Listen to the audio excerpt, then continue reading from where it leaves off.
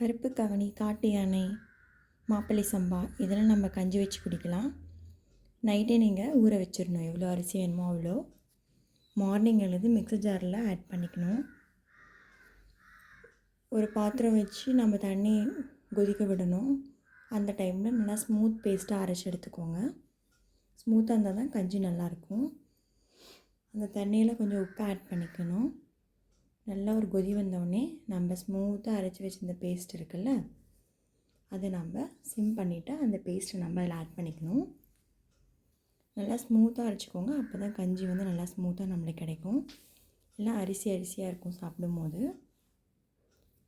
இப்போ நல்லா கிளறி விட்டுட்டே இருங்க. கட்டி கட்டும். So no problem. நீங்கள் நல்லா கிளறி விட்டுட்டே இருங்க. அவ்வளோதான். கலர் சேஞ்ச் ஆகி கொதி வந்தோடனே கஞ்சி ரெடி ஆகிடும். இப்போ நீங்கள் சர்வ் பண்ணலாம். இது கூட நீங்கள் தயிர் ஆட் பண்ணி பண்ணலாம், இல்லை கம்மங்கூழ் மாதிரி ஆனியன் ஆட் பண்ணியும் பண்ணலாம், பொரியல் வச்சு சாப்பிட்லாம். ஸோ உங்களுக்கு எப்படி சாப்பிட பிடிக்குமோ நீங்கள் அப்படி செஞ்சு சாப்பிட்லாம். இதில் நிறைய ஹெல்த் பெனிஃபிட்ஸ் இருக்குது. இதில் பொங்கலும் செய்வாங்க, அல்வாவும் செய்வாங்க. பட் இதுதான் குட் ஹெல்த்.